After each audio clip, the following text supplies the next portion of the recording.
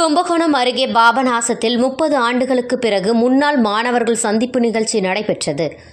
கும்பகோணம் அருகே பாபநாசத்தில் அரசு ஆண்கள் மேல்நிலைப் பள்ளியில் கடந்த 1984, 1988 ஆண்டுகளில் 10, 11, 12ஆம் வகுப்பு பயின்ற முன்னாள் மாணவர்கள் சந்திப்பு நிகழ்ச்சி அரசு ஆண்கள் மேல்நிலைப் பள்ளியில் பள்ளி தலைமை ஆசிரியர் மணியரசன் தலைமையில் நடைபெற்றது.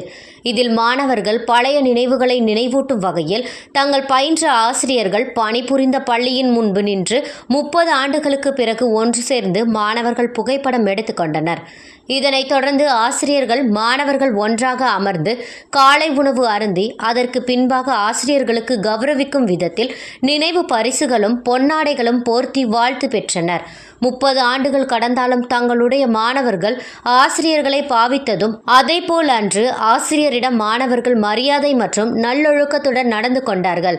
இதில் பள்ளியில் படித்த மாணவர் ஒருவர் கடலூர் மாவட்டத்தில் மாவட்ட துணை ஆட்சியராக உள்ள சங்கர், இந்து சமய அறநிலையத்துறை மேலாளர் கோபாலகிருஷ்ணன், ஒருங்கிணைப்பாளர் செல்வ முத்துக்குமார் உட்பட முன்னாள் மாணவர்கள் தமிழகத்தின் பல்வேறு பகுதிகளிலிருந்து வருகை புரிந்து பள்ளியின் பருவ காலங்களில் நடைபெற்ற சுவாரஸ்யங்களை நினைவு கூர்ந்தனர்.